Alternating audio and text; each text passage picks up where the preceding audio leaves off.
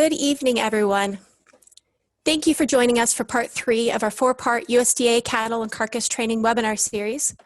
My name is Sarah Hernandez. I'm with the USDA Agricultural Marketing Services Livestock and Poultry program. For those of you who are joining us for the first time this evening, welcome to the training series. And for those of you who are returning participants, I'm very glad to see you're back for more. Tonight's session is being recorded and will be available on the USDA website within the next couple of days. You can find recordings of our previous 2 webinars there already, as well as the presentation slides which were just added today. As participants this evening, you are in listen-only mode, but we will have opportunities for your questions to be answered at the end of each presentation. Please use the Zoom Q&A feature to submit your questions, and our speakers will answer as many as they can during the time that we have. We estimate that our training tonight will take the full 2 hours, and we'll do our best to not go over that time. We also have some interactive elements this evening, something we haven't done in the past 2 sessions. We're going to be using the Zoom poll feature to kind of quiz you on some of the concepts being covered. So I hope that many of you will join in on that feature. It should be a lot of fun. Let's see, I'd like to introduce tonight's speakers before we get started. Dr. Ty Lawrence is a professor of animal science at West Texas A&M University, which is one of our 3 designated USDA cattle and carcass training centers. Dr. Lawrence grew up on a cow-calf operation near Dalhart, Texas, before pursuing formal education at West Texas A&M and then at Kansas State University for his PhD. He has taught over 2,000 undergraduate and graduate students in 14 different animal, food, and meat science courses, and has advised 4 PhD and 30 master's students. In addition, Dr. Lawrence is the director of the West Texas A&M Beef Carcass Research Center, which annually evaluates over 200,000 cattle for a variety of research projects. His research activities focus on improving yield and quality of red meat products and have resulted in the publication of 90 peer-reviewed scientific journal manuscripts. Dr. Lawrence has received the AMSA Distinguished Achievement Award and was a recipient of the inaugural 40 Under 40 Awards in Agriculture from the Vance Publishing Group. Tonight, Dr. Lawrence will be taking us through the principles of live cattle quality evaluation. Our second speaker, you will recognize from parts 1 and 2 of this webinar series, Mr. Jodie Pitcock. Mr. Pitcock is the National Training Coordinator for USDA's Livestock, Poultry, and Grain Market News Division. In addition to coordinating the Cattle and Carcass Training Center activities and collaborating with USDA officials on official U.S. livestock standards and specification development. Mr. Pitcock grew up in the Texas Panhandle and received his degree from Texas Tech University prior to starting his 29-year career here with USDA. Throughout the years, Mr. Pitcock has continued to support the next generation of meat industry professionals. And at the 2019 Annual Reciprocal Meat Conference, he was awarded the Intercollegiate Meat Judging Meritorious Service Award, recognizing outstanding contributions and services to the Intercollegiate Meat Judging program. Now, without further ado, because we do have a long session, I'd like to hand things over to our first speaker, Dr. Lawrence, to get us started. Thank you, Sarah, for that introduction. Give me just a moment to share my screen. Once you stop sharing yours.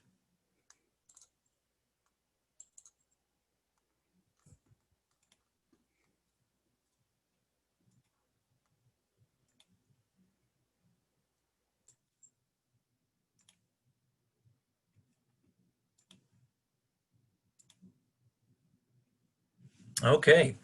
Again, thank you, Sarah, for that introduction. And let's get started in tonight's session in slaughter cattle evaluation. So I'd like to begin by discussing the growth curve of muscle, bone, and fat.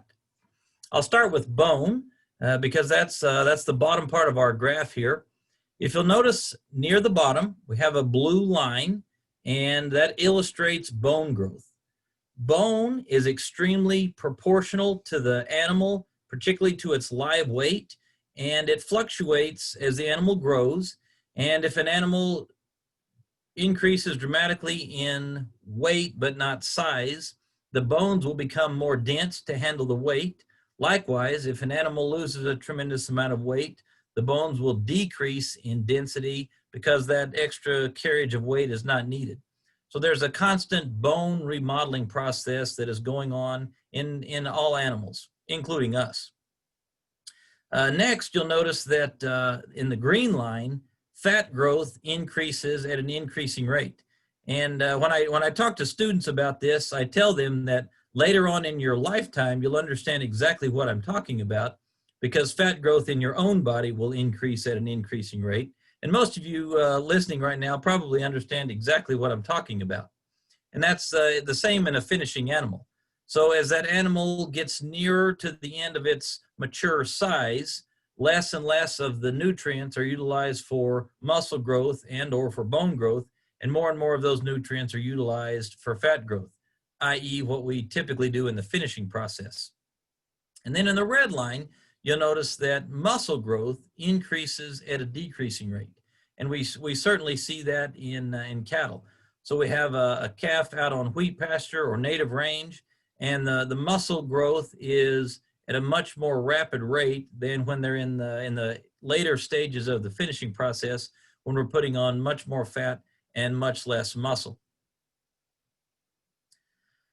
If we talk about feeder cattle evaluation and live cattle evaluation, in the end, we're really thinking about yield, dressed yield that is, yield grade, or how much muscle we have in the carcass, and quality grade. And so I've broken these down into the three major components here. We're going to start with dressed yield, and that is primarily influenced by how much feel the animal has, how much muscle it carries, in contrast to how much fat it carries, the genetic type of the animal, and in the case of heifers, whether or not that heifer might be pregnant. In yield grade, I often tell the students, I want you to think of how much. And what I mean by that is, how much am I going to be able to put into a box from the carcass? And those factors are the hot carcass weight, the 12th rib back thickness, the ribeye area, and the percentage of kidney, pelvic, and heart fat. And then in terms of quality grade, I want you to think about how good is it? And we're looking at the factors of marbling and maturity to determine how good the carcass is. So we're going to back up a moment and talk about dressed carcass yield. So if you pull your calculator out, and you'll follow along with me in this example, we take an 828-pound carcass, and we divide that by what we started with, which would be a 1,300-pound live animal. We multiply that outcome by 100, and we've converted it to a percentage now. In this case, that 828-pound carcass yields a 63.7% of its live animal body weight. And I put some other terms there because this metric can be confusing because you hear different verbiage out there in the industry. Some people call it carcass yield, some people call it dress, some people call it dressing percentage. Know that all of those outcomes mean the same thing. You notice that I've referenced a normal range of 55 to 70%. And that's true in an individual animal basis. It would be of no surprise to slaughter a heifer that has a 3-term calf inside to dress at the low 58, 57, 56 value. At the same time, it would be of no surprise to have an extremely heavy muscled and or extremely overfinished carcass, dress 70. Also note that in the yellow there, you see a national average of 64.03%. That was what USDA reported today for the most recent national average for dressed yield. So you can find that report on USDA Market News and see where we're running on a daily basis across the country. If we look at the big factors that influence dressed carcass yield, I've got those for you on the screen now. Number one is fill. That's the single most important factor that influences the dressed yield of an animal, and it's fundamentally how much is in there. So if I have an animal that's really full and it just came off feed, more of those gastrointestinal tract contents are part of the non-carcass components. And so if I take a big full rumen and big full large and small intestines out, that's going to lower my dressing percentage. In contrast, if you have an animal that's somewhat gant, then it has less GI tract fill, we're going to come out with a higher dressing percentage. Then you see degree of muscling. Light muscled cattle will have a lower dress. In contrast, really heavy muscled cattle will have a much higher dressing percentage. You see hide weight after that. A heavy hided animal, like a Brahman, will have a much lower dressing percentage because of the hide than a light hided animal. Now don't confuse this issue. Dairy cattle will have a lower dress than a Brahman will, or than a beef type animal, but that's for different reasons. A dairy animal, particularly a Holstein or a Jersey or the like, will have a very thin and much lighter hide than a beef type animal, which contributes to a higher dressing percentage due to the hide itself. And then you see the fourth factor, the degree of finish. Extremely fat cattle. Think something with an inch of back fat, yield grade 5 territory. They're going to have a much higher dressing percentage than an extremely trim animal that just doesn't carry that same amount of fat. So I want everybody to participate as much as you are able, and notice that the next slide is a question, and we are requesting that you be interactive if at all possible. So for this first question, which factor has the greatest influence on dressed carcass yield? Is that fat and finish? Is it fill? Is it hide weight? Or is it muscling? Now we're going to allow all of you participants to take a few seconds and choose that answer. And after a few seconds have passed, I'll ask John to post the results, and then we'll have a little discussion.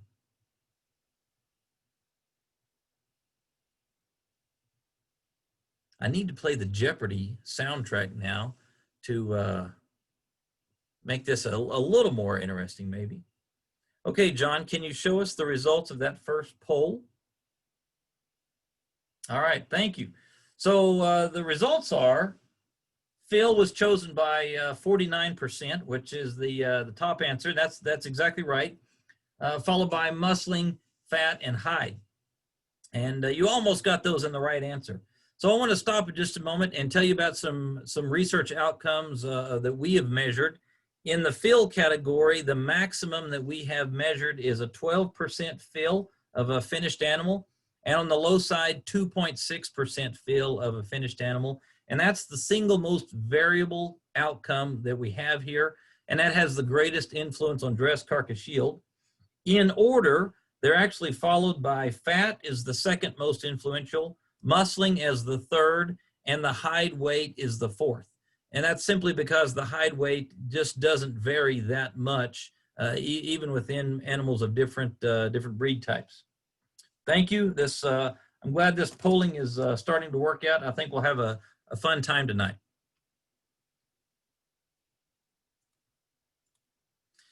So moving on to yield grading.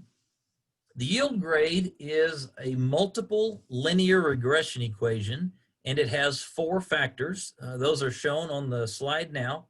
The single most important of those factors is 12th rib fat thickness, and that is something that we measure as a linear measure of back fat. And notice at the bottom of the slide, I have 4 images for you of yield grades 1 through 5. The trimmest animal on the left being the yield grade 1, and then increasing levels of back fat as we move to the right through yield grades 2 through 5. We also have hot carcass weight as part of this equation, and that's the weight of the carcass at the end of the slaughter procedure just prior to that animal entering the hot box. We also have ribeye area as a part of that, and that ribeye area is a cross-section of the loin longissimus muscle. And then the last piece of this is an estimate of the percentage of kidney, pelvic, and heart fat. And that percentage is of the hot carcass weight, not the live animal. So This leads us to our second interactive question of the night. Which component of the final yield grade has the greatest influence? Is it A, the estimated percentage kidney pelvic heart fat? Is it B, fat thickness at the 12th rib? Is it C, the hot carcass weight? Or is it D, the ribeye area? We'll give you a few seconds to choose your answer, and then I will ask John to give us the results. John, can you give us those outcomes? Perfect. Okay, you all did well again. The proper answer was B, fat thickness at the 12th rib, chosen by 58% of the population. Very good, thank you. So I'll tell you, yes, that's right. Fat thickness at the 12th rib is the single most important factor and has the greatest influence on the final yield grade in order, followed by the hot carcass weight, the kidney pelvic heart fat percentage, and then the ribeye area. So those all factors are important, but 12th rib back fat thickness has the single greatest influence on the carcass final yield grade. And if we look at all of those factors individually, we'll start with the 12th rib back fat thickness. So back fat thickness is a measure over the 12th rib, and I'll reference that the 12th rib is where we separate the ribeye from the loin, and you get the exact image that you're seeing on the screen right now. So that's what it would look like, and I've taped a ruler onto that image so that you can see that animal would have just over 4/10 of an inch of back fat. You'll notice that the normal range is pretty thin, about 0.12 to well over an inch. And we see that type of variation day in, day out as a product of differing genetics, differing feeding durations, and differing management systems. Suffice to say, a trimmer animal has a lower yield grade, and a more well-finished animal has a higher numerical yield grade. I also need to point out that the yield grade is inverse to the yield of an animal. So a yield grade 1, steer or heifer, is a very trim, high-yielding carcass, and a yield grade 5 is a fatter, wastier animal and a lower-yielding carcass. Important to cattle feeding, I want to illustrate some data here that were captured and published by Dr. John Breathauer, the late Dr. Breathauer, during his tenure at Kansas State University. This graph illustrates what would happen if you started cattle at a heavier finish coming in at day 0 and at a trimmer finish coming in at day 0. So Dr. Breathauer divided these cattle into two groups, those that had 2 millimeters of back fat or less, in contrast to those that had 4 millimeters of back fat or more at day 0 when they entered the feed yard. And then he followed those cattle via ultrasound measurements throughout a long feeding duration. And as the data clearly show, back fat is accrued in an exponential fashion. And remember that if you don't mind, because that'll come in important when I talk about marbling at a later time tonight. So the more you begin with, the more you're going to end with at the end of the feeding duration, again, because back fat is deposited in an exponential manner. And this graph right here just goes to show the importance of sorting an animal.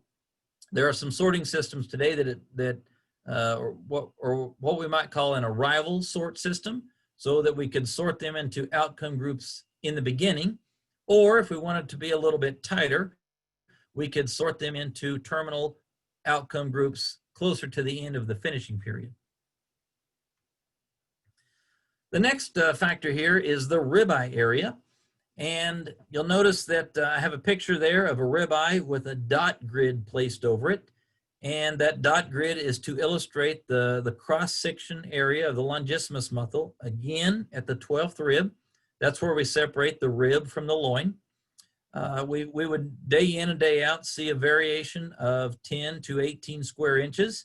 Just last week, my colleagues and I were doing research in California, and I think we saw a low of about 8 inches and a high of about 17 inches in 200 research cattle that we were evaluating. So the spread that you see on that screen is pretty common in a pen of cattle, and all of those animals are kind of hiding in there, and it's not obvious in the live animal what is sometimes very obvious in the carcass.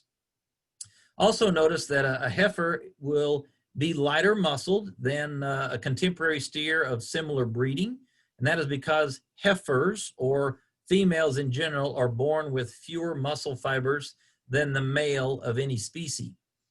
Also notice that I've given 3 what I call ballpark estimators for how to estimate the ribeye area of a live animal. So we have light muscled cattle, and notice that light muscled animal might be the black steer that you see at the bottom left of the slide. And I would estimate that critter at about 9/10 of square inch ribeye per 100 pounds of live weight. The steer that you see in the middle, we'll call him average muscled, and it's pretty common. Many of you might have been taught to call an animal at 1.1 square inches of ribeye area per 100 pounds of live weight. And then the critter on the right, we're going to call him heavy muscled. Notice how thick he is throughout the sirloin and the hindquarter, and we're going to estimate him at 1.3 square inches of ribeye per 100 pounds of live weight.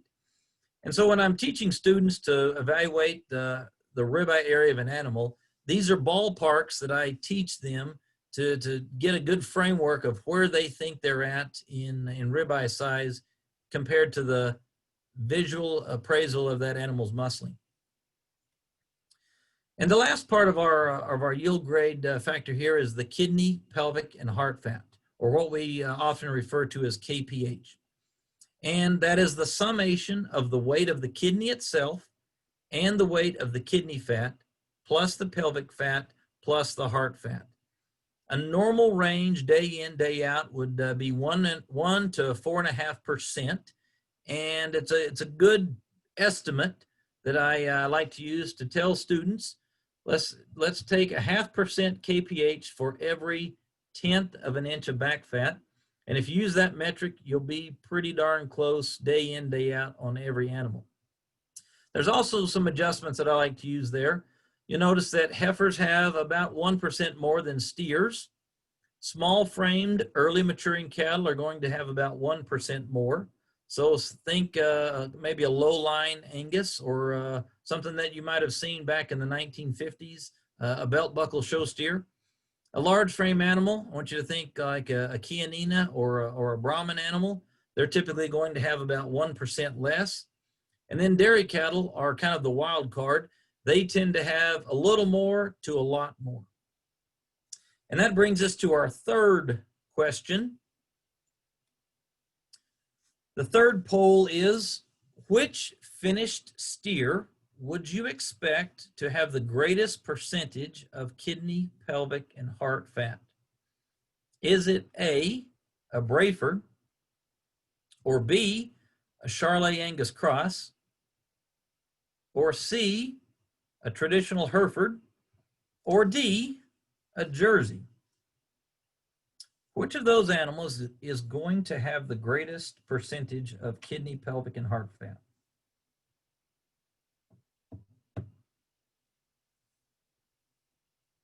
Okay, John, can you share the poll?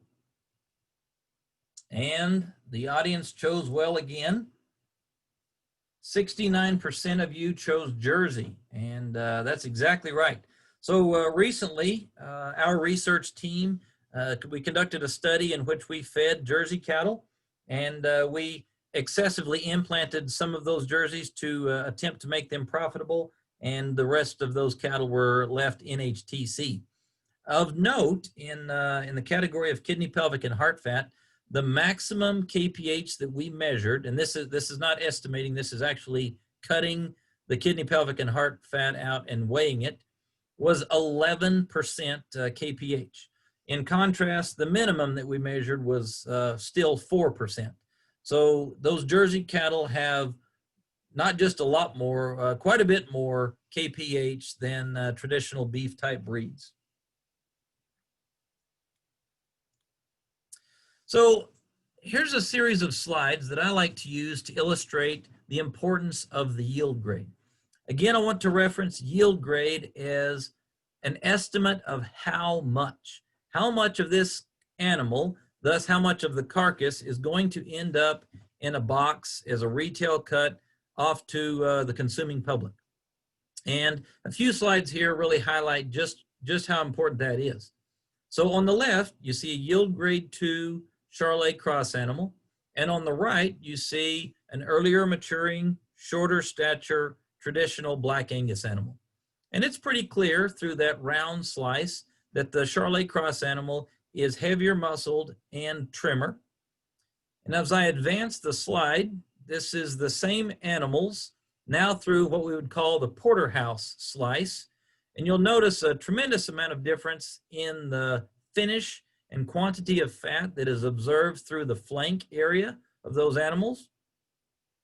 As I advance this slide to the ribeye slice, so this is right through the 12th and 13th rib, a much larger ribeye and a much trimmer animal over the back fat in the yield grade 2 Charolais cross.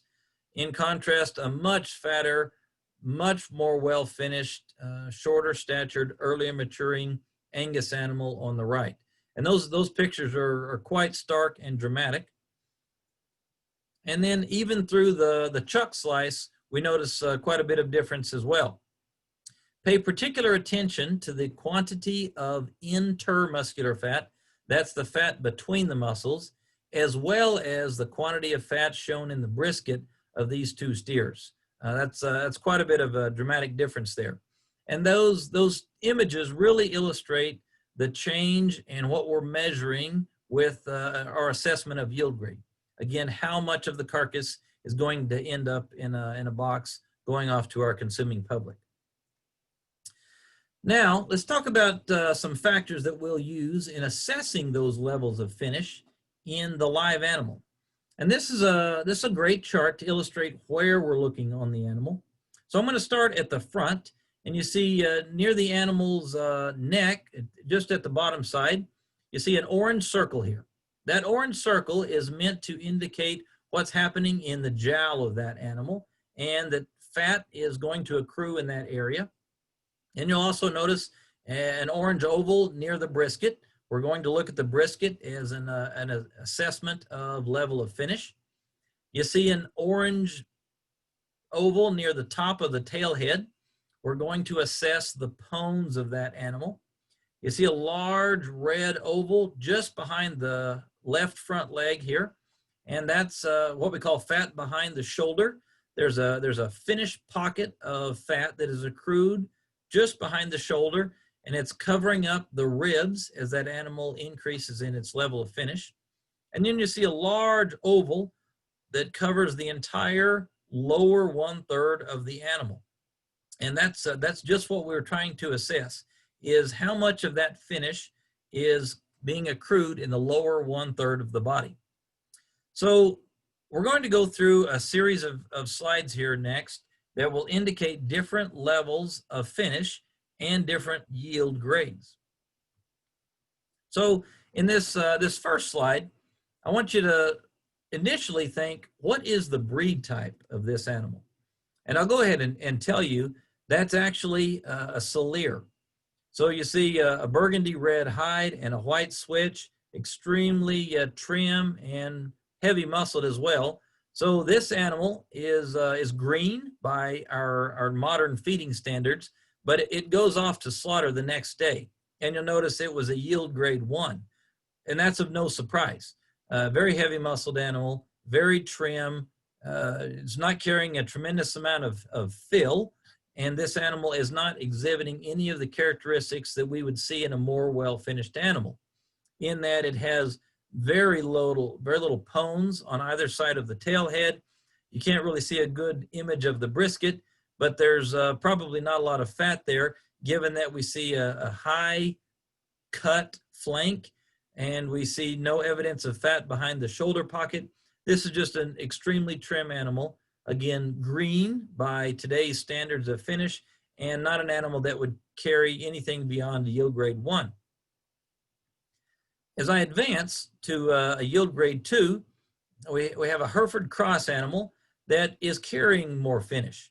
And obviously that's the angle is a little bit better on this slide, but notice that we have some pones just to the left of that tail head. We have a flank that is less trim and more well finished. We're starting to see a little bit of fat behind the shoulder, but not a tremendous amount. And we're starting to see a little bit of finish in that brisket. The other thing that helps make this animal yield grade 2 is it's not heavy muscled enough to qualify for a yield grade 1. As I increase to yield grade 3 animal, we're starting to see more indicators of finish in multiple places. We'll start at the back and notice that we have larger fat pockets just to the right of the tail head. We have a more well-finished flank area, less defined cut trim flank. We're starting to see a fat pocket just behind the shoulder. And if you look closely at the jowl, you'll notice that this heifer is starting to develop a jowl at the bottom side of her neck. And so we're getting into a yield grade 3 animal at this point. Now as I transition to a yield grade 4, this heifer is starting to look like a box with 4 legs. And I commonly tell students that's a good indication of when they're done. So this heifer has a very large fat pone to the left of her tail head. She's smooth in all of her dimensions, and you can just barely see an indication of a flank. It's almost a straight line from her left rear leg to her left front leg. We're getting a pretty full brisket here, but not as much as we can. And we're starting to get a jowl at the bottom of her neck.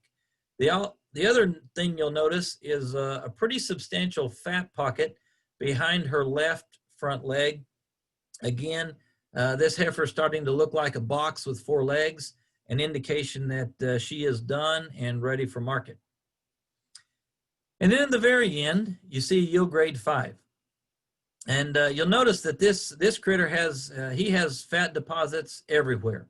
And I took a picture and cropped it in the lower right corner just to show you how tight and full his brisket is.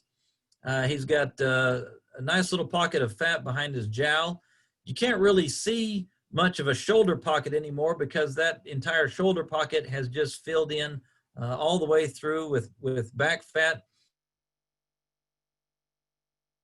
And he has a huge pone of fat around his tail head. And if you will, please focus your attention just above the G in yield grade 5 in the lower left corner. Look at the steer's pocket of fat that is right at his hoof line, hairline junction.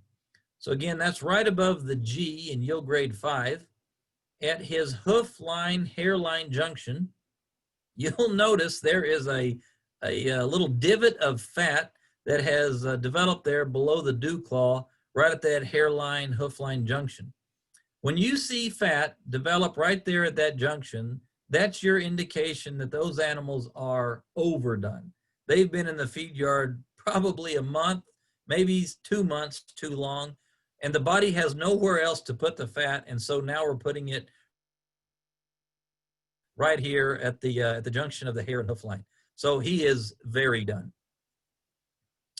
So we're moving out of quality grading, out of yield grading, pardon me, and now into quality grading. And quality grading is an indication of how good is this carcass. And you'll notice in yellow I have marbling. So marbling is the evaluation of the quantity of intramuscular fat in the longissimus muscle between the 12th and 13th ribs. Traditionally, that was done via subjective evaluation by a human grader, but now in increasing frequency, that is done with one of our camera grading systems. Regardless of the mechanism, that marbling is being evaluated and assigned to a quality grade. So if we start at the left side of the screen, you see prime, and you see a very intensely marbled ribeye. And I want you to think of white tablecloth restaurants, premium product, and a relatively low proportion of our fed beef mix. And then as we move to the right, you see upper 2/3 choice. That program was started by Certified Angus Beef, and that would be the original branded beef program that really made the upper 2/3 choice category what it is today. It is a well-marbled product, but it has less marbling than what you see in the prime featured product. Then we move to the middle box, and you see I have that labeled choice. You might think of that as low choice or commodity choice. And that has been standard restaurant beef for many, many years. And now we're seeing a greater and greater frequency of that product at our retail markets. As we continue to move to the right, you see select, less marbled product than choice. Traditionally, that was retail market beef. But again, as I indicated, that's being overtaken by a greater percentage of our low commodity choice product. We still do see that featured in lower price point restaurants. And then in the end, you see standard. That is sometimes referred to as no roll in our industry. And that's a product that is almost devoid of any type of marbling. Then you'll notice at the bottom, I have a reference to maturity. So we have a maturity system that utilizes both dentition, or the number of permanent incisors present at slaughter, as well as the determination of ossification of the split chine bone or vertebra at the time of grading. So we have a two-phase system in maturity, and that latter phase also has an influence by the lean color of the muscle, again, at the time of grading. So that leads us to our fourth interactive question of the night.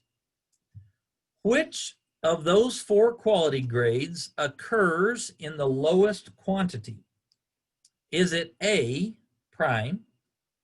Is it B, choice? Is it C, select? Or is it D, standard? So please make your choices, and I'll give you a few seconds to do that, and then we'll talk about the answer.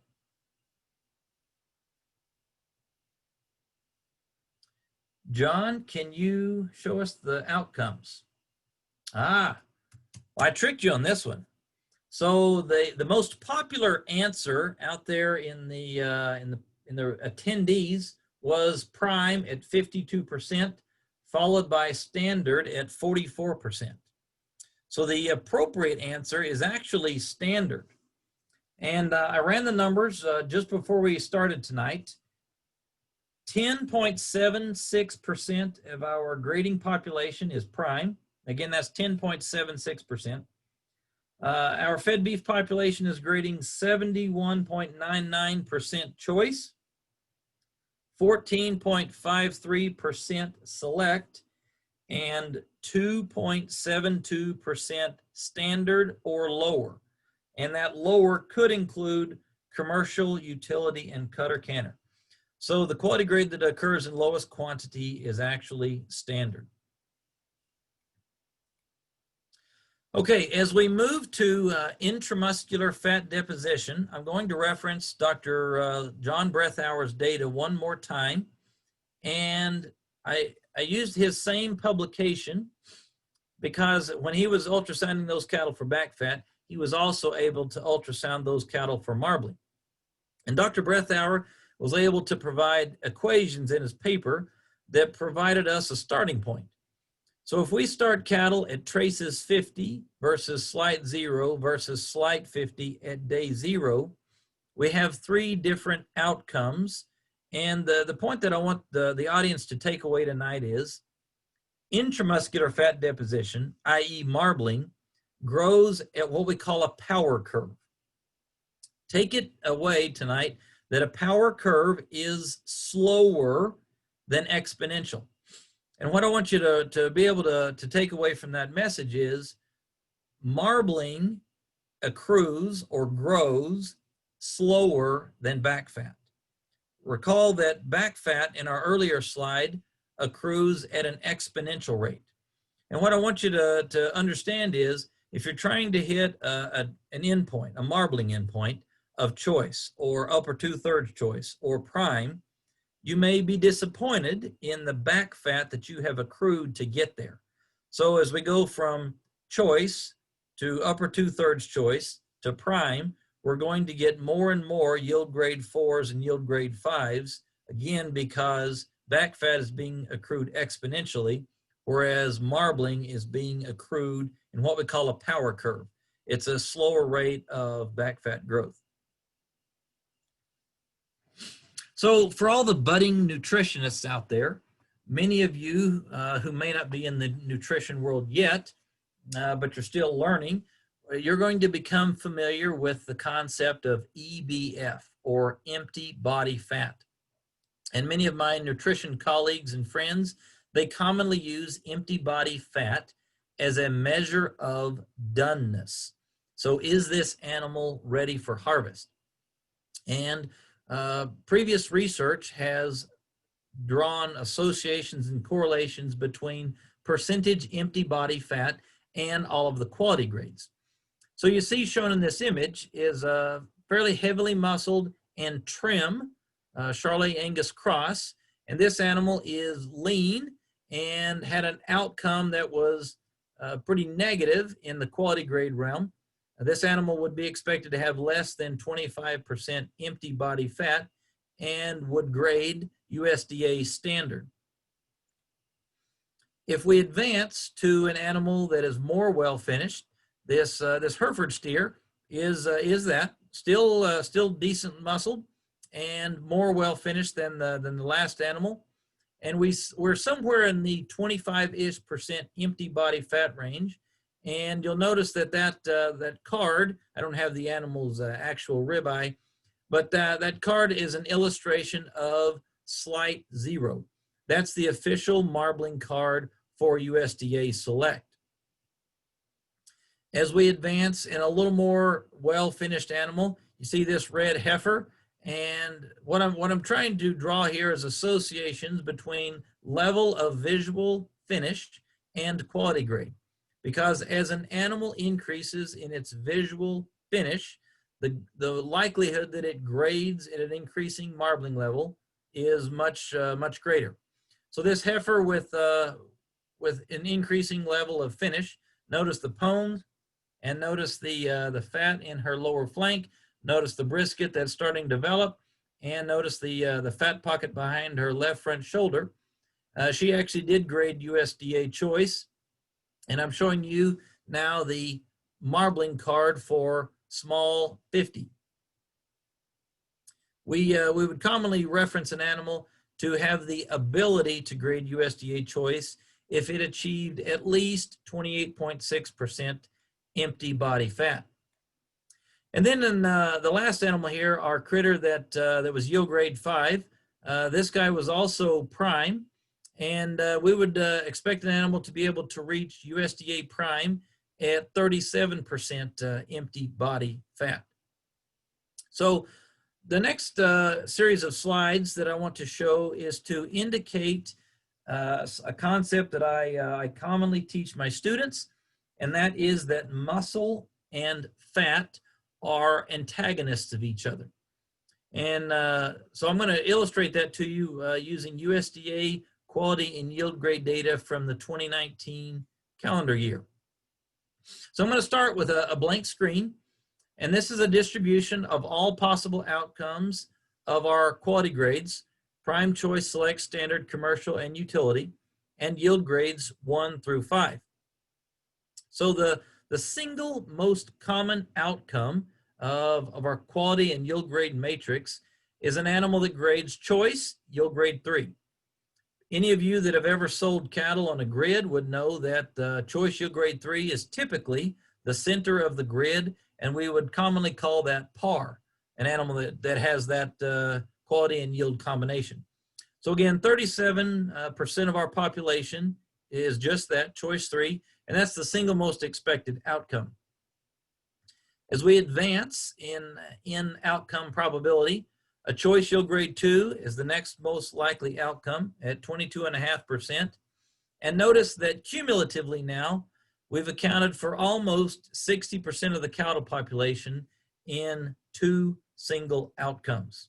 Choice yield grade 3, followed by choice yield grade 2. The third most common outcome is a select yield grade 2 at 9.75% of our population. And now we're at just over 69% of all fed cattle in only 3 quality and yield grade outcomes. As I advance to the fourth common outcome, that's a choice yield grade 4 at 8.46%. And now we're at almost 78% of our beef population in 4 outcomes. Next, you see we have a prime yield grade 3 has almost an equal probability as a select yield grade 3. And cumulatively, we're at 88.5% of all beef in those 6 outcomes. And after that, it's literally everything else. Fills in the remaining 12% of all outcomes. And you can see that some of those instances are extremely rare, from the prime yield grade 1 to the standard yield grade 5. Everything typically has a few hundred carcasses in a year, and in our population of 25, 26 million or so fed cattle, that decimal might be less than 0 there. At this time, I am going to turn the video and the sound over to my colleague, Mr. Jodie Pitcock, and let him introduce you to one of their techniques of slaughter cattle evaluation. Well, thank you very much, Ty. I really appreciate you going through the quality and yield grade and the different areas that you evaluate to assess how an animal deposits fat and also develops muscling. At USDA, when we're applying the live cattle grade standards, we have developed a system that was put together from research conducted by academia and USDA, where we identified over 100 different areas on an animal and how the animal's deposited fat and what the impact the deposit in those areas affected quality. And when it was all said and done, we come up with this grid that you see on the screen that outlined the different traits: fat thickness, pones, the lower quarter, the cod udder, brisket, flank, cheek and jowl, turnover the top, and then round creases in heifers, dew claws, and then muscle thickness. You will recognize those are the exact same areas that Ty mentioned earlier in his presentation. And we find that as animals deposit fat in these areas, that their probability of them hitting a certain grade increases. And we particularly focused on choice grade. Also, as Ty mentioned, breed does have an influence on that as well. You'll notice that English cattle, fat thickness to hit the choice grade is around that 4/500ths of inch of back fat.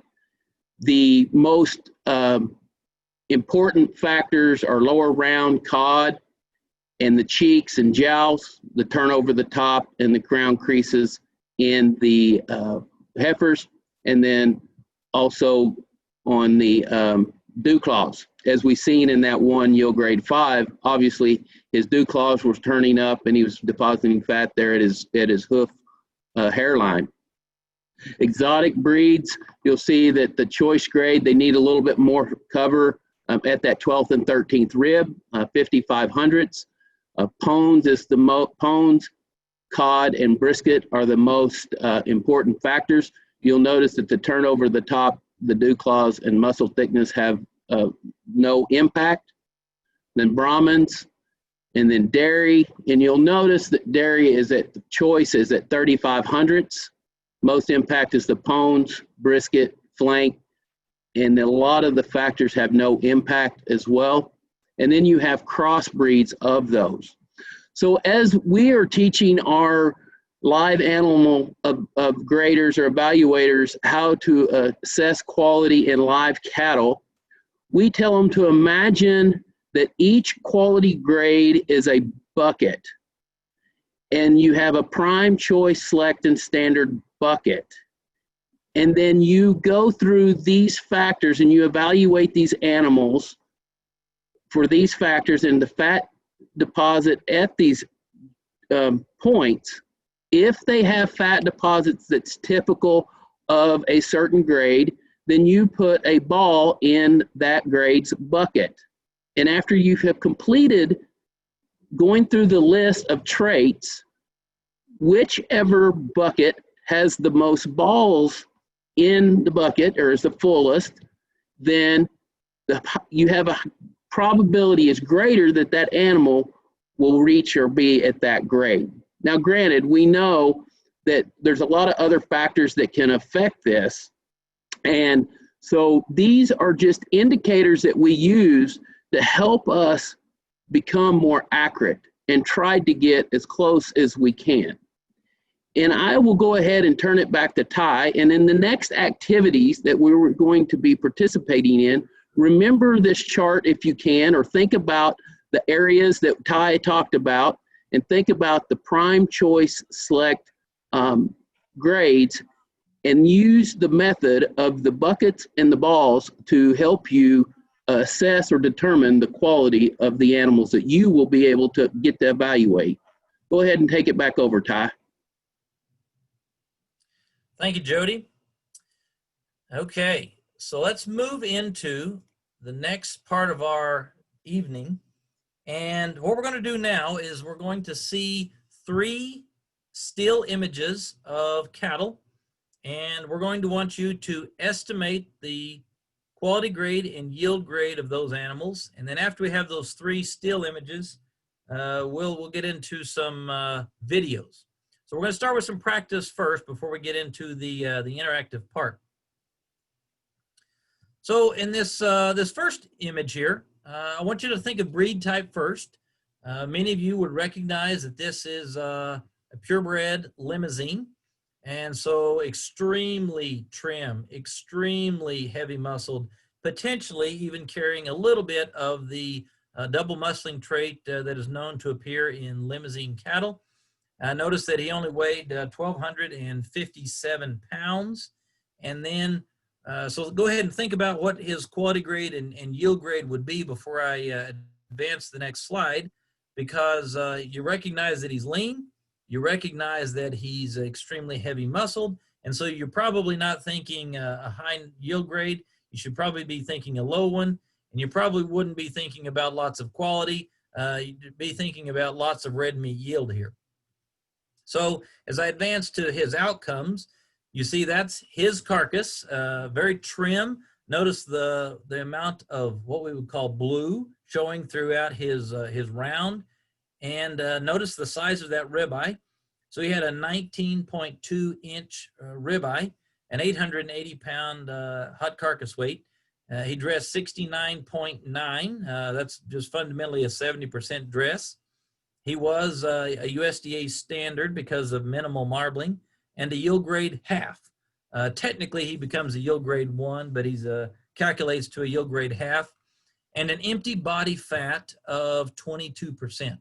So all of the carcass outcomes are of no surprise based on what we saw phenotypically, a big, heavy muscled meatball. So as I advance to our second critter, I don't want everybody to think that's what we feed in Texas, but occasionally we do have an animal that looks like that. So this deer weighed 1,162 pounds, and you may be surprised at the outcomes, or you may not be surprised at the outcomes. I'll let you think about what his quality and yield might be before I advance the slide. So again, that's his carcass and his ribeye. His carcass actually weighed 753 pounds, and I bet there's nobody on the call tonight that thought he would dress a 64.8. But let me stop and remind you that the #1 factor is fill. That steer clearly is not a big barreled steer. In fact, he's actually pretty trim throughout his gut, and he's just not carrying hardly any fill at all. That really contributed to his high dressing percentage, because he's not overly fat and he's sure not heavily muscled, but the complete lack of fill is what contributed to his high dress. He didn't have enough marbling to get to the choice quality grade, so he grades select, and he didn't have enough muscling to get to a yield grade 2, so he actually, his low muscling caused him to be a yield grade 3.2. But he did have enough fat to be a 28.4% empty body fat, almost what he should have been to get to a quality grade of choice, but not quite, and he still ended up being a select. So a heifer like this is becoming more and more common throughout the entirety of our industry. A good-looking black heifer. Most people would enjoy feeding pen after pen of something that looked like that. She had a live weight of just under 1,100 pounds the day before harvest. And I want you to think about the expected quality and yield grade of a heifer that would look like that. Notice the indicators of finish. Think about the jowl. Think about the pones on either side of the tail head. Think about the flank. And then take a look at the brisket and guesstimate what quality and yield you think she has, because she was kind of a center of the grid. Notice you see a choice and a yield grade 3.7. So she's right there, what we would expect to call par day in, day out. 715-pound carcass. She dressed 65.3. And for the nutritional crowd, 32.1% empty body fat. Yep, she was done. And most people would do pretty good to feed a few pens of those every year. And then take a look at this guy. So he comes in weighing 1,315 pounds. And remember one of my comments from earlier, when they begin to look like a box with 4 legs, they're done. This guy's done. So we do see lots of indicators of finish all over. A very large amount of pone fat to the left of his tail head. He's carrying a crease down his back line, a huge pocket of fat behind his shoulder, a well-finished brisket, and there's not much of a flank left. It's pretty much a line from his left rear leg to his left front leg. He's at the end of the finishing period. And that was also shown by his carcass. You notice that there's not a lot of muscle showing. It's pretty well covered up with finish. He had an 827-pound carcass. He's carrying a tremendous, much more fill than that second steer we looked at. And he had a much poorer dress at 62.8. Low choice, yield grade 4.2. And he had an empty body fat of 34.1%. Okay, now we're going to make it a little more interactive. So I want you to think about, again, what's the quality and yield grade of this steer. He did weigh 1,300 pounds, and I will tell you that he is an F1 Salier Angus cross. Some of you might recognize that brand, and you might know where he came from. And I'll go ahead and put the slide up. And John, if you can, will you add the poll question? Which is the quality and yield grade of this steer? Is he an A, prime, yield grade 3.9? Is he a B, choice, yield grade 1.9? C, a select, yield grade 2.4? Or D, a standard, yield grade 1.5. So we'll take a few seconds and let that poll summarize your outcomes. And then John, can you share the answers with us?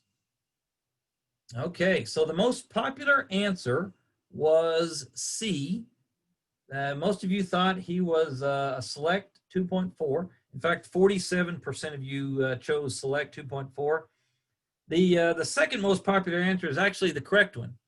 44% of you chose B, choice, yield grade 1.9. And here's his data. So he was an 825-pound carcass. Notice that dressed yield, that's pretty impressive, 66.1%. Quality grade of low choice, a yield grade of 1.9, and he had an empty body fat of 26.1%. So that's a pretty good steer. He was par for quality, and you got a little premium for choice. And remember, we're always selling pounds in this industry, so that high dress helped quite a bit as well in that 845-pound carcass. So let's go to our second animal. Definitely carrying more indication of finish, but still a well-muscled animal. Same farm, or technically the same ranch. Also an F1 Salier Angus cross, and a live weight of 1,600 pounds. Notice the big barrel on this steer, and think about how that might influence his dressing percentage. So John, will you share the poll question? Which is the quality and yield grade of steer number 2? Is he a prime 4.2? Is he a choice 3.9? How about a select 2.8? Or is he a standard, think no roll, 3.5? So we'll wait a few seconds for you to choose your answer. And again, notice the level of finish of this steer as you make those answer choices. And I'll ask John to display the poll answers. So it's a close one on this one, folks. 50% of you chose choice 3.9, and 43% of you chose prime 4.2. So the majority actually won, and he is a choice 3.9. I'll advance to that slide. So this guy had a 992-pound hot carcass weight. He dressed 64.6, so that's 2% lower than his pin mate. His quality grade was high choice, not quite prime. His yield grade was a 3.9, and he had 35.2% empty body fat. So again, my nutrition friends would say, yep, he was done. It was time to go to market. And this is the last of our 3 still images, and then we'll move on to videos. So a little bit heavier still. This guy weighed 1,680 pounds. Again, a pin mate of the other 2, again from the same ranch of origin. And he was an F1 Salier Angus cross. So what is the quality and yield grade of this steer? Was he a prime, 5.6? Was he a choice, 4.4? Was he a select, 3.8? Or answer D, was he a standard, 3.7? So take a few seconds. Really notice the level of finish of this steer and all of the indicators of how much finish he is carrying, and use that in your answer selection. John, will you post the results, please? So the majority won again. 51% of you chose choice 4.4, and that is the correct answer. So this critter was a choice 4.4, and I'll show you his data. So he had a 1,048-pound carcass weight, and I'll reference most of our grid systems that are now have a weight discount of 1050. That's about as good as it gets. We're 2 pounds below the heavyweight discount. It dressed 65%, low choice, yield grade 4.4, and an empty body fat of 35.5%. That kind of works. As long as the yield grade 4 discounts don't get too outrageous, that kind of animal will work all day long. So he's carrying he's a well-finished animal. And notice, if you will, the large kind of diamond-shaped fat pocket that you see behind his right shoulder there. That's a great indication of the amount of fat that, that this steer is carrying. He's also got a decent jowl below at the bottom of his neck. You can't see it really in this image, but he had a good full brisket, and he's lacking any indication of a flank and a huge pone around the tail head. So now I'm going to advance to the next slide, and you see it says live cattle videos, and I'm going to turn control over to John, and I want everybody to understand that you're going to watch 4 videos that are 1 minute long. So we'll watch those one at a time, and then we'll advance to a question, and you'll see a series of questions come up. So again, think quality grade and yield grade on each of these animals, and I'll do a little commentary in the back. John, please play that first video.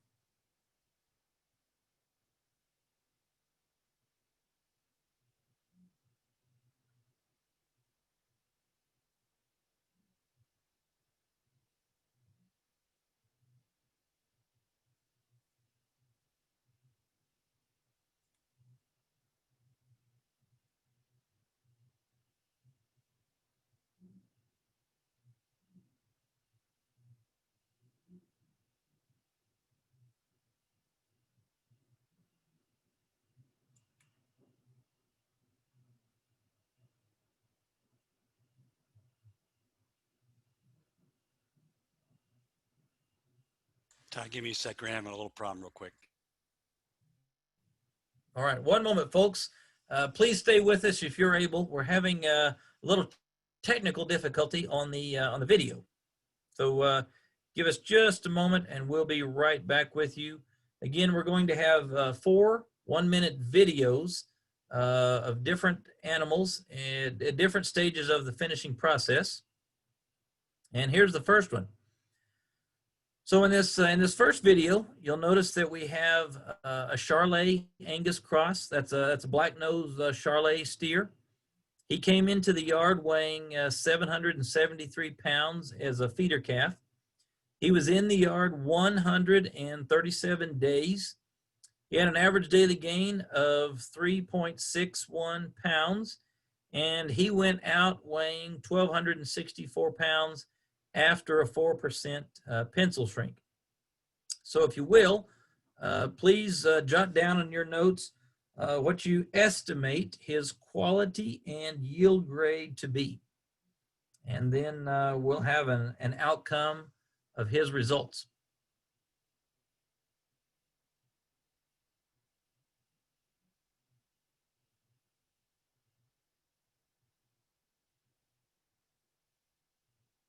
Okay, so we're now to the poll.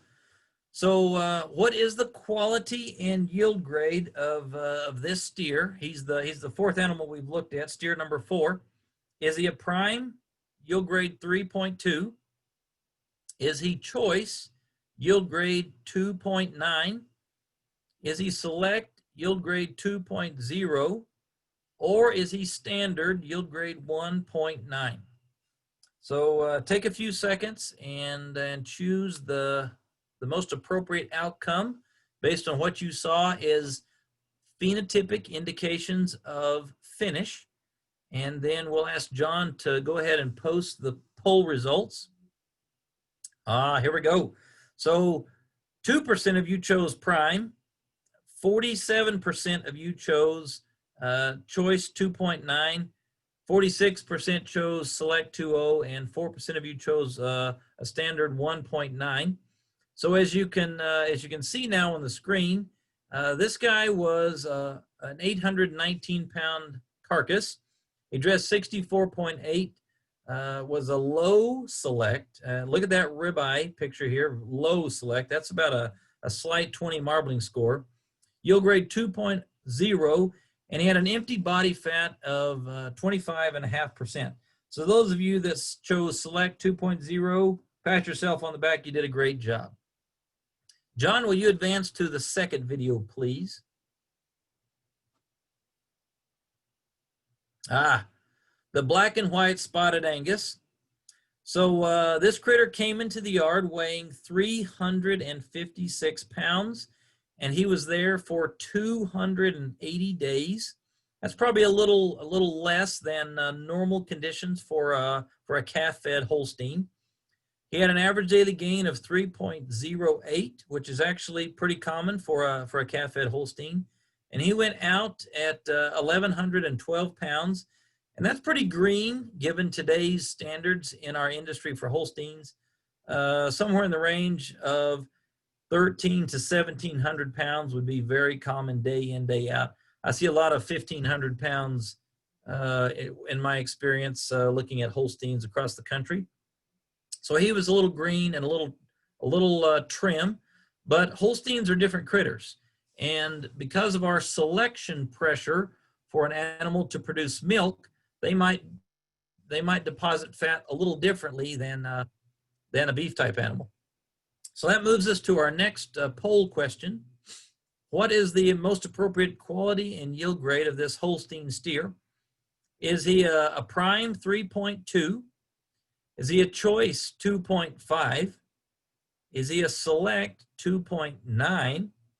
Or is he a standard 1.7? So I'll give you just a couple of moments to think about that and to choose your answer. And notice the indicators of finish again, but recall that this is a dairy critter. So things are a little bit different in the dairy animal than they are in the traditional beef type animal. So John, will you go ahead and give us that outcome? Okay. 3% of you chose prime, 45% chose choice, 27% select, and 25% standard. And if John will, there you go, you'll see this steer's outcome and his ribeye. So he's actually almost a 700-pound carcass. He dressed 62.7, which is pretty good for a calf-fed Holstein. Low select, again, you see a very low marbling. We might give him a slight 30 marbling score. Yield grade 2.9 and a 24.7% empty body fat. Now, the yield grade is extremely common, and that amount of back fat is very common day in and day out in Holstein cattle, because dairy animals typically do not deposit very much back fat. So a back fat of about 1/4 inch to 3/10 is extremely common in Holstein animals, because they tend to put more fat in the internal cavity, around the stomach, around the large and small intestines, and around the kidney knob, the pelvic area, and the heart fat. Recall that earlier I mentioned that dairy cattle have a greater percentage of internal fat, or KPH fat. They also have a greater internal percentage of fat around the 4-compartment stomach and the small and large intestines. That comes out during the gutting or evisceration procedure. And they have lesser percentage of fat at the 12th rib. So the yield grade outcome of 2.9, that's very expected. In fact, yield grade 2 is the most common outcome for a Holstein animal. The select is not what we would expect and not what we would see day in and day out. In fact, Holstein animals tend to grade much better than that. And I want the audience to remember that 1/3 of our prime beef supply comes from the dairy animal. So when you think dairy, you really need to be thinking high quality. Okay, John's going to start the third video. And you see a little more traditional animal. Normal frame size, pretty thick, heavy muscling, very much a well-finished critter. And this is a traditional Black Angus steer.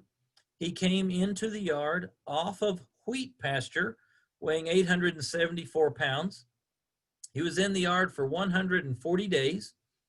In that time, he gained 3.3 pounds a day, and he went out weighing 1473. So notice those indicators of finish as he walks around in the pen, and he's not lean by any stretch of the imagination, but at the same time, he's not an over-finished animal. So we'll finish the video, and then you'll see the poll question, and I'll want you to choose again the most appropriate outcomes of quality and yield grade for this. We'll call him a pretty traditional Black Angus steer. So there you go. You see a good image of him and a good side profile, and then those outcomes again. So what's the quality and yield grade of this steer? Is he a prime yield grade 5.2?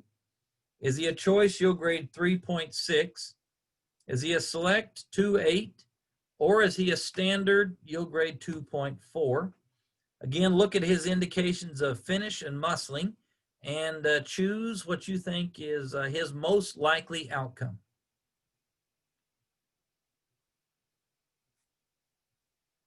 And thank you, John, for those poll results. 78% of you chose the appropriate answer.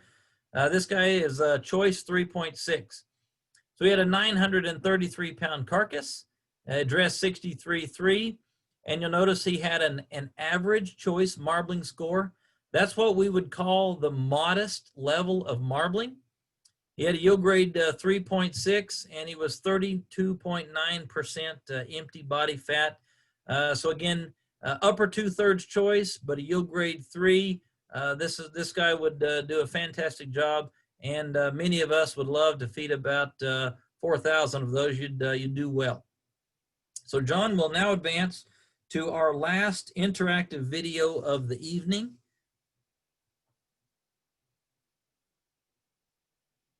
And I'll not tell you the breed type until after we're done.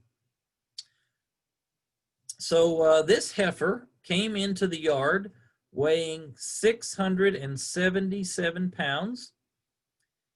Notice that she was on feed for 337 days, and she gained 2.2 pounds a day during that time in the yard, and she went out weighing 1,292 pounds. And I want everyone to pay particular attention to her level of finish.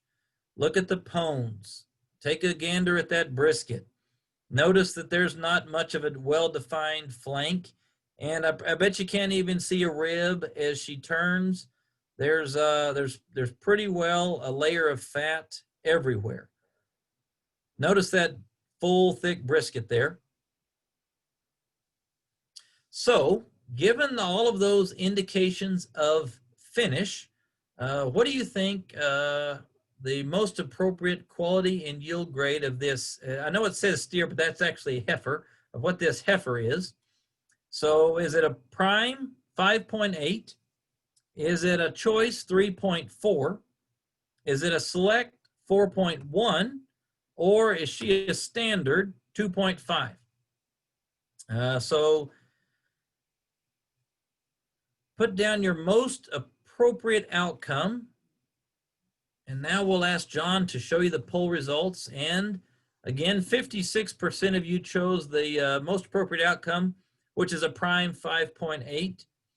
So there you see her ribeye, and notice the amount of back fat that heifer was carrying. So she did have a 898-pound carcass. Notice the dress, 69.5% dress. That was absolutely fantastic. She graded low prime, a yield grade 5.8, and she had a 39.5% empty body fat. So to say she was done would be an understatement. And I'll let you know that this heifer is an Akaushi. She's actually a purebred Akaushi that came from our friends at Heart Brand Beef. And that animal is known to be extremely well marbled, and some of them carry a decent amount of finish. I actually went into the pen and asked them to find the single fattest animal they could find in the pen for this demonstration, and there you have it. The fattest animal we could find was a low prime yield grade 5.8. But that's a great indication of indicators of finish in the phenotype of the live animal and how that translates into quality of the carcass. And at this time in the night, my session is done. We're going to now have a short Q&A session moderated by my friend Jodie Pitcock. Are you ready to begin? Yes, sir. Thank you, Ty. Really appreciate it. I hope everybody enjoyed a little bit of interaction. We thought we'd kind of spice it up a little bit and get you involved, see how well you can guess the quality and yield grade of those animals. I'm sure everybody did well. According to the poll results, it looked like Ty did a pretty good job of covering the bases. We did have a question that come in, Ty, and I'm going to direct it towards you. Can you spend a minute here and explain and define EBF? Yes, sir. I would be glad to do so. So EBF is an acronym for empty body fat. And we've been fortunate enough to be doing research in that area here at the West Texas A&M in the last few years. I've had 2 PhD and a whole host of master students do work in that area. So let me preface by saying what we would do is feed an animal to differing endpoints. And commonly thus far we've used days on feed as the differing endpoint. Then we'll take that animal and we will dismantle it during the slaughter process. And what we're trying to do is determine the body composition. And we're using that body composition at differing points to determine what we call composition of gain. So we'll take the animal and we'll take a subset of its hide. Typically we take about 100 square centimeters. We'll take a subset of its bone. We'll take 1/2 of the carcass, and we'll take all of its visceral components washed out. So think the liver, the heart, the lungs, the 4-compartment stomach, the large and small intestine. All of those, of course, are cleaned out.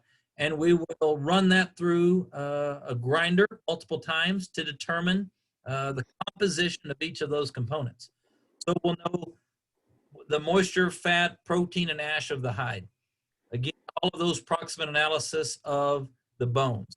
The same thing for the GI tract. The same thing for the carcass. And I failed to mention we do the same thing for blood.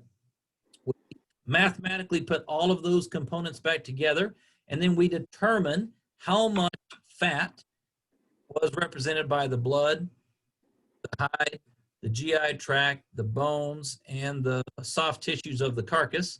And we'll range in a young feeder calf, probably from the high teens, low 20s, all the way into the high 30s, low 40s in an extremely overfinished animal.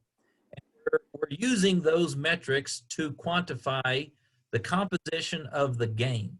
So for instance, if an animal eats 30 pounds of dry matter today, near the end of the finishing period, where did those nutrients go? How many grams of protein were accrued? How many grams of fat were accrued? How many grams of bone, hide, liver, et cetera, et cetera, et cetera. And so our research has allowed us to quantify all of those metrics down to the daily basis of a fed steer.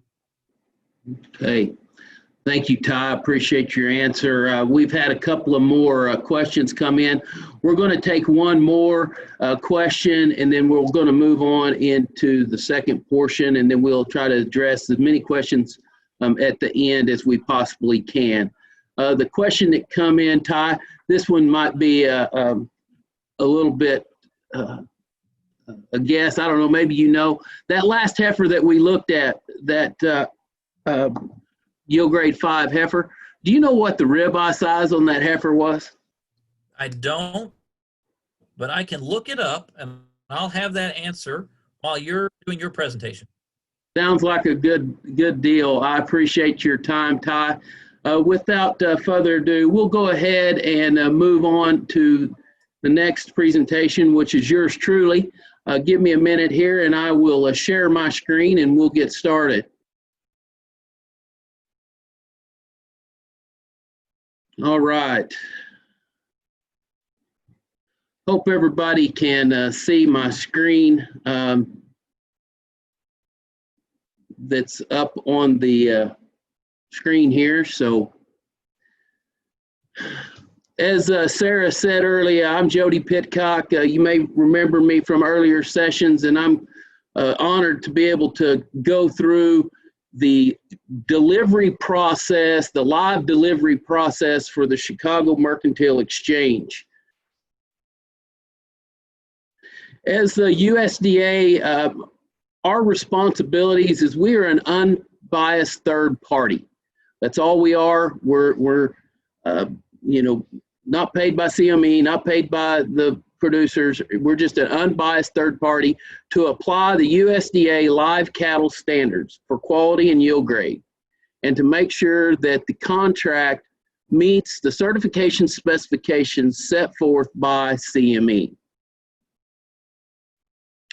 Few terms that I think you need to be familiar with before we get started. A delivery point. A delivery point is the physical location where the delivery process will take place. In a live delivery, that point or that physical location is at a stockyards or a sale barn. And as we heard in part 1 from our friends at CME, those locations are pre-certified. They have to go through a certification process. Jodie? Yes. Hi, this is Sarah. I'm sorry to interrupt, but the slides aren't advancing. Oh, I am so sorry. Let me stop sharing and try it again.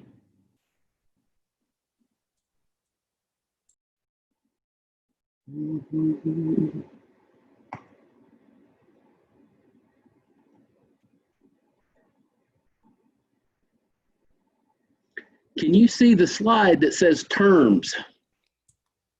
No, we see No, you. I still see the bios, the name slide. Okay. Oh, here we go. There we go. All right. Helps Thank when you you. put your cursor on the correct screen. It happens when you're trying to run 3 screens at one time. I'm not a very good multitasker, as you have witnessed. So anyways, let's go back to delivery to the terms. We got delivery point. Location is where the delivery process, it's usually a stockyards. The other term that you need to be familiar with is the long. The long, it creates the open position. Basically, the long is willing to take possession. So in a sense, they are the buyer. Someone that might be a long would be a packer or maybe a backgrounder or somebody that's wanting to take those cattle and put them back on feed. The short is the person or individual that sold an open position. So they have possession of the commodity. So they're willing to sell. So short would be, a feed yard or a person that has had some cattle on feed that actually own the cattle. And then specifications is the outline, the criteria of the contract. So as we did in the previous, we had a poll. We would like for you to determine or answer the questions. Who determines if the contract will be delivered on a live basis or a carcass basis? The long, the short, USDA, or CME? Please take a couple of seconds here to submit your answers. All right, I think we've probably had enough time. Can you please, yes, that is absolutely correct. The short is the one that determines if the carcass is going to, if the contract is going to come on a live or carcass delivery. Oh, crud. So the live delivery process, the live delivery locations is, you can see there's 15 locations across the country, Sterling, Colorado, Ray, Colorado, several in Nebraska and a couple in Kansas, several in Texas, and then Oklahoma and in New Mexico. So with that, the next poll question is, who determines which delivery location the live contract will be delivered to? Does the long determine that, the short, USDA, or CME?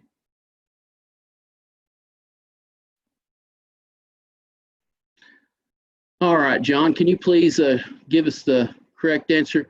The long, 62% selected the long. You are absolutely correct. And I want to know, I wonder if anybody had to use their lifeline or make a phone call to get that. If you did, just drop a wave down in the chat or something.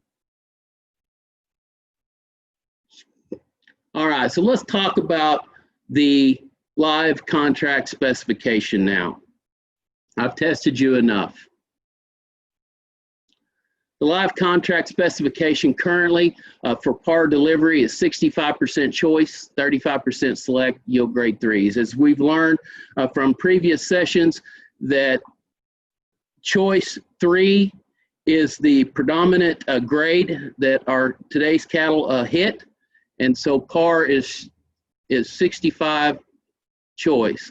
I do want to note that in February of 2021, CME has changed the par delivery to 70% choice, 30% select. A contract weight is 40,000 pounds with a variation between 38 and 42,000 pounds. The USDA grade standards for live cattle are applied, as you have just received a very good overview of those quality and yield grade standards. Cattle must be born in the United States, and sellers will sign an affidavit to indicate that. The live weight on steers, and I do want to point that a delivery unit can consist of all steers or all heifers. They cannot be mixed lots. The live weight on a steer is 1,050 to 1,550. Cattle between 1,500 and 1,550 will receive a weight discount. Starting in February 21, they have increased that upper limit to 1,600 pounds. And with that, cattle from 1,500 to 1,600 will be assessed a weight discount. And heifers, weight range is 1,050 to 1,350. All cattle shall be healthy. Any unmerchandisable cattle are not allowed. So if they're sick or they're crippled or they're bruised, they cannot be part of the delivery unit. A predominance of dairy breed. So that Holstein that we showed in the video would not be a deliverable animal. Predominant hump, heiferettes, cows, or bred heifers are not allowed. And then the dressing percentage must be greater than 60%. And I want to note that dressing percent is applied to the load, not the individual.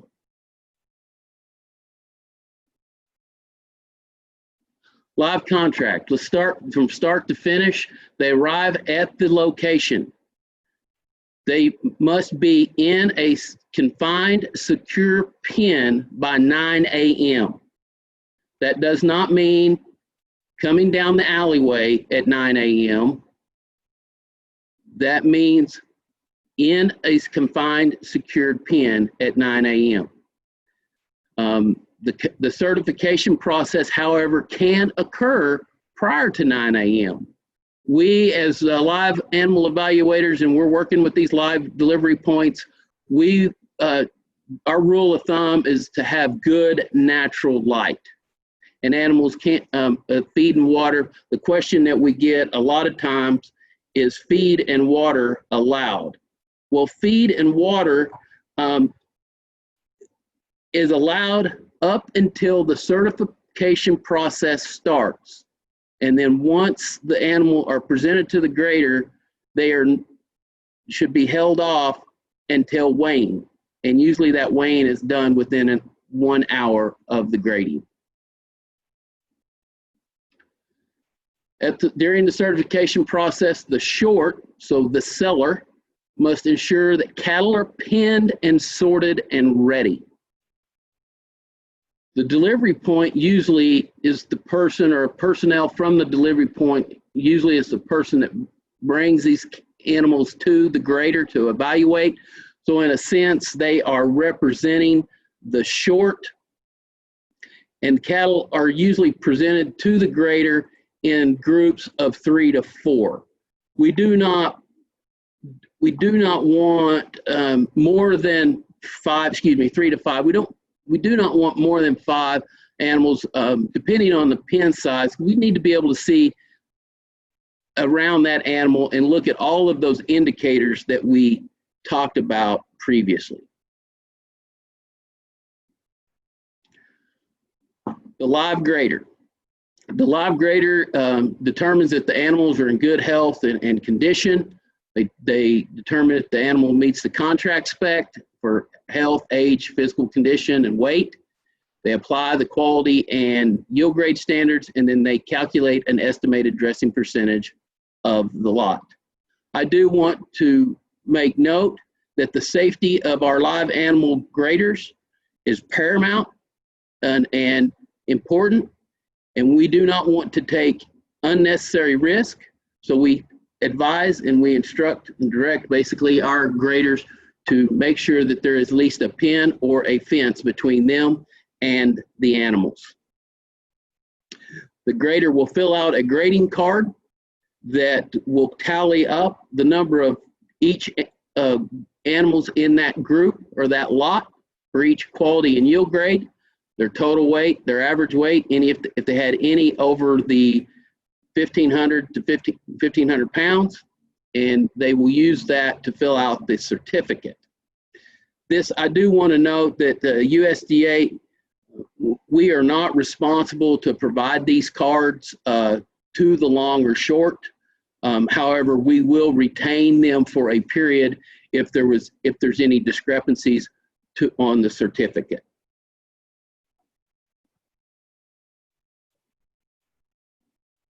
Live contract specification. PAR is 63. Greater than 60 is acceptable. So anything less than 60% is unacceptable. As Ty mentioned earlier, the different factors that impact dressing percentage.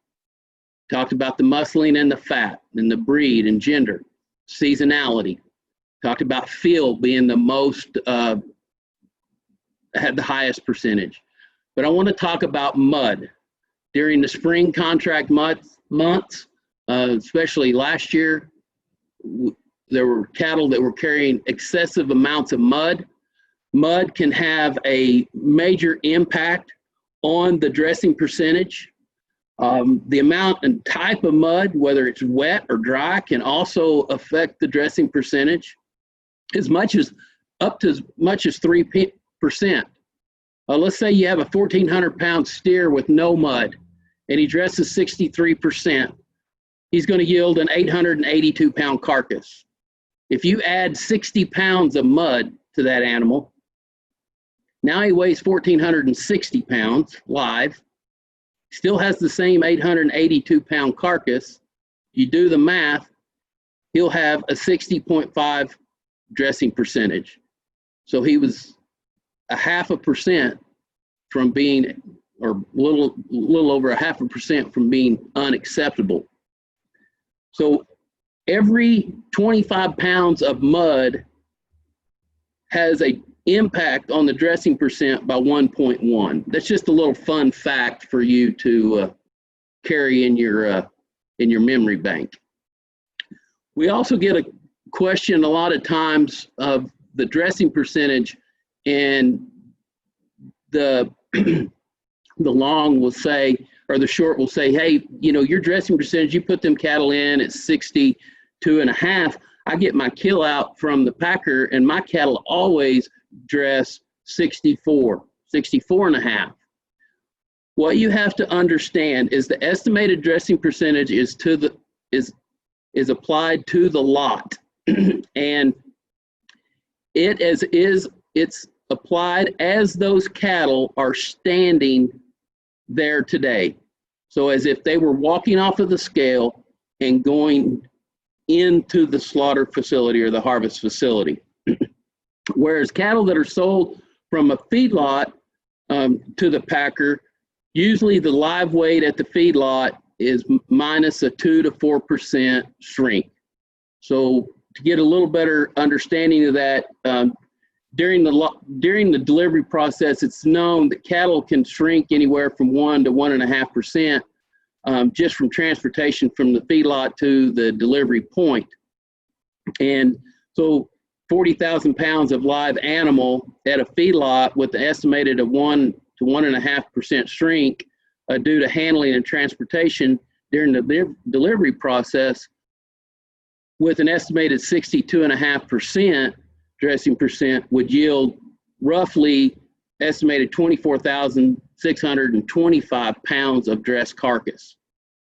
That is roughly the same as a Packer closeout sheet that reads 64.1 after a 4% pencil shrink. Contract spec, we talked a little bit briefly that the weight range is 38,000 to 42,000. When we're weighing the lot or the contract, they can be weighed as a split lot if their scale is not large enough to hold a complete lot. Usually there's 26 to 32 head in a lot. Granted that, obviously is impacted by the weight, and then the load must be weighed 1 hour after the grading process. So once the live cattle have been evaluated for quality and yield, they've been weighed, then they go into a pen, and it's a sealed pen. There's actually a numerical seal that is applied to that pen. The grader submits the grading results to CME for the certificate. CME clearinghouse will change the ownership to the long at that time, and once they are released, then they are released to be loaded on the longs truck and transported to wherever they desire to take those animals, whether they take them to a harvest facility or put them back on feed. And with that, the certification process is complete. What if a load is rejected? If a load is rejected, it is the short's responsibility to work out an alternative with the CME. They are required, if they've contracted or they've demanded, or if they've tendered in 10 contracts and all 10 of those contracts were demanded, they're required to deliver 10 contracts. And let's say that they don't have enough weight for whatever reason, didn't bring enough animals, whatever the case may be, and the 10th contract is rejected due to weight, they will have to work with CME to make arrangements for that contract to be delivered. USDA has no control at this point. It is in the CME's hands from here on out. CME then will contact USDA once a solution has been resolved to see if there's greater availability, and then we will make every effort we can to get there and get the cattle certified. If the short couple of USDA rights, and in session 1, our friends at CME talked a little bit about this. If the short fails to present suitable cattle, they are subject to a fine. What that means, if the cattle has a contract or has a load of cattle that there's a lot of outs, there's a lot of heavies, there's a lot of lumps, bumps, and bruises, and requiring a lot of sorting, then we can stop the process, and the short is subject to a fine. Same way if they present a load that's improperly sorted, and slowing down the process. Same way with the long or the buyer. If the buyer or their agent is delaying or disrupting or interfering with the delivery process, they are also subject to a fine. So in summary, bring deliverable cattle and let USDA do their job, and the system will run very smooth, and everybody will leave happy. So with that, we are going to check and test your knowledge of the contract. We have 5 individuals. We will post a picture, and then we'll post a poll, and you will say whether that animal is accepted or reject. So would you accept or reject? So the first animal is this black motley faced steer that you see here on the screen. Would you accept or reject? Please take a second and submit your answer.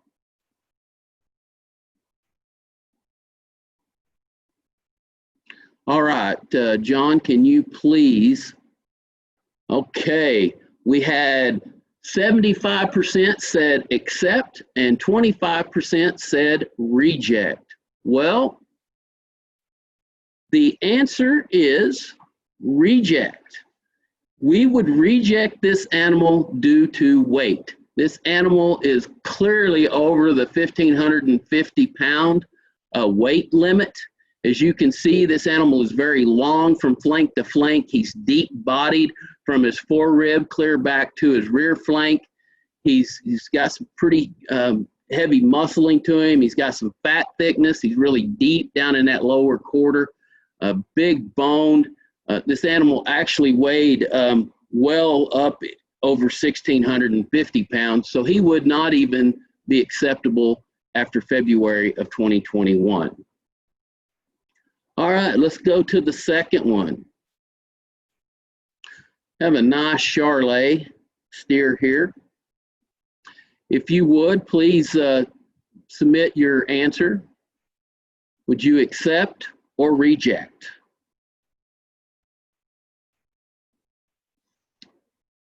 Okay, John, can you please show us the results? All right, very good. 90% selected chose that they would accept this animal. That is absolutely correct. We would accept this animal. He is a typical, 1,400 pound Charolais steer, probably a choice, low 3, maybe a high yield grade 2.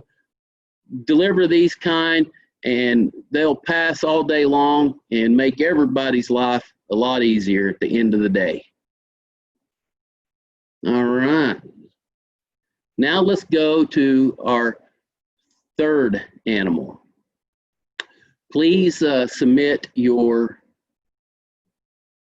guess. All right, John, can you please show us? All right, so we have 19% that said that they would accept them, and 81% said that they would reject. If you would, and if you are brave enough, would you please put in the chat the reason why you would reject this animal real quickly, and I will take a look at that whenever I get a chance, but I'm going to go ahead and advance and tell you that we rejected this animal because this animal exhibits a belly rupture. If you'll notice in the yellow circle down there around the navel, this animal has a big lump there. It's actually more obvious from the left side, and I didn't have a good enough still picture to show the left side, but it's pretty obvious from this angle as well. The other thing that I would like for you to notice, and if I can see the chat here, some would say, how about the horns? We reject it because of the horns? Well, actually, the spec does not mention anything about horns. Horns are allowed.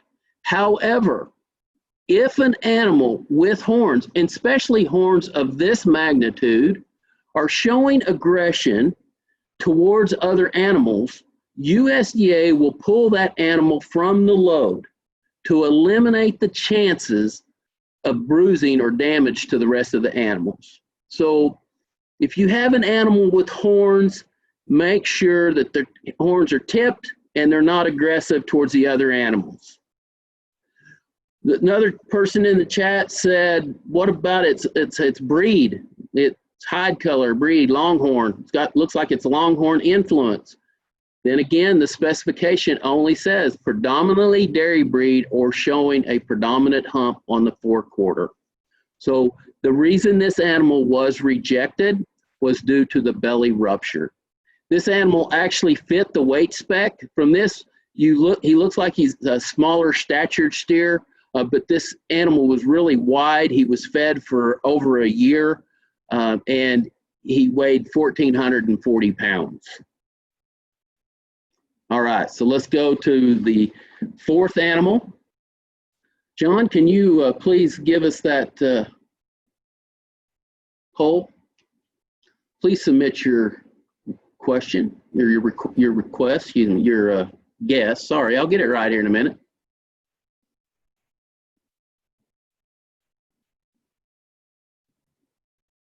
All right, John, can we get the results?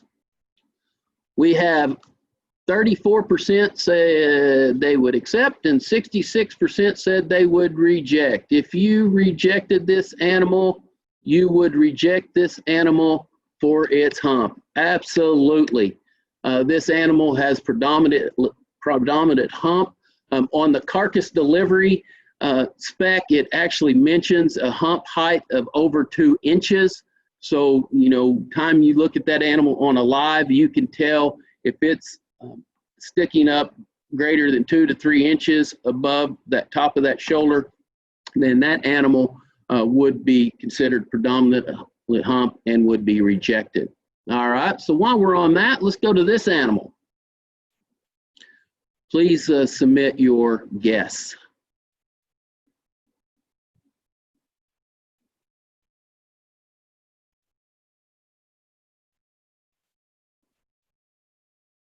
Okay, John. We have 54% that said they would accept it and 46% said they would reject it. That is exactly what I expected that we would see when we asked this question to the audience. I want to congratulate you. You are very well in tuned into hump height. We would actually assess that animal. That animal does fall below that threshold for predominant hump of less than 2 to 3 inches. And for the fun, I like to show these two animals side to side, and I think it's clearly, you can obviously see the animal with the purple ear tag that we accepted. That picture's a little closer up than the one that's away, but you can see that there's definitely a difference in the hump height between those two animals. So with that, congratulations. You all did very well on the accepting and rejecting of animals. The CME contract also mentions a couple of USDA market reports: the National Box Beef Cutout negotiated sales, the USDA byproducts, and the 5-area weekly weighted average direct slaughter cattle premiums and discounts. I want to talk about the premium discounts. That weight discount that we talked about can be found on that 5-area weekly premiums and discounts report. And with that, there's a few other reports that we at USDA put out that are very helpful for you as producers or feeders to make marketing decisions. And we've established a new platform called My Market News. It's a public data platform, our market analyzation reporting service. As we in government, we like to use acronym MARS. We developed a reporting platform to collect and disseminate this market information, and the public data is available through My Market News. And we use a standard format and then an application, API application as well. We are in the works, and just kind of give you a little bit of a scene or look behind the curtain. We're actually in the process of continuing to host these webinars and educational seminars with the Cattle Carcass Training Center. And one of the topics that we will be discussing will be the USDA cattle market reports and the My Market News. With that, I conclude my presentation tonight. I'm going to ask Ty, I'm going to stop sharing my screen, and I'm going to ask Ty to turn on his video, and we will answer the few questions that we have time for. Great job, Jodie. Thank you. Thank you. Okay, so we had several questions come through. Ty, this first question I'm going to direct towards you. Would it be beneficial to ultrasound cattle prior to entering the feedlot to determine if different management strategies could be used to optimize growth performance and marbling disposition? So in a word, yes. And that is a technique that has been used by multiple cattle feeding enterprises in the past. Some of them have ultrasounded the animal similar to what I reported from Dr. Breathour's research, that they ultrasounded the animals at arrival, day 0, day 1 into the feedlot, and determined where they were. Predominantly what they're looking for is how much back fat and how much finish is there, less or so how much marbling is there. More common has been using ultrasound technology in a terminal manner. So let's say maybe 60 days prior to what we think the finish of those animals would be to get them to slaughter, and then sorting them into tighter outcome groups based on their quality and their yield. And you can use that knowledge to manage what we would call the implant schedule or the implant regimen. So you might, if you were targeting a very high quality program, you might back off the implant potency a bit and not use a really aggressive implant strategy. And you might also alter when you apply a beta agonist strategy, or if you apply a beta agonist strategy on any particular set of cattle. So again, yes,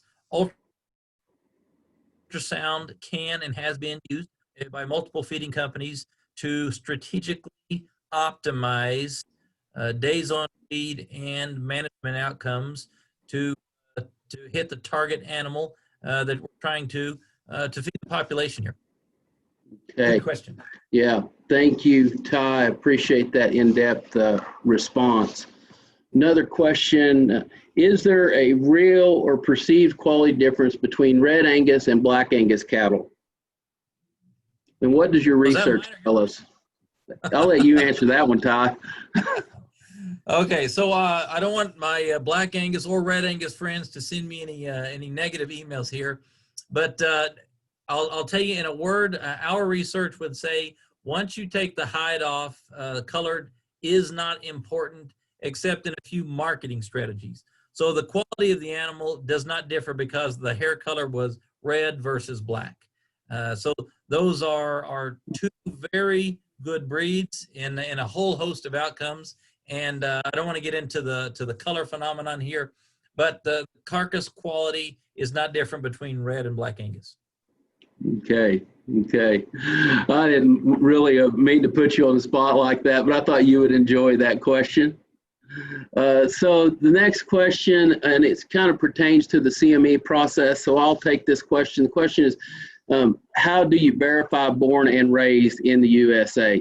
And the short is responsible for submitting an affidavit to verify that that they are born in USDA to CME. So that is the short's responsibility and CME's responsibility.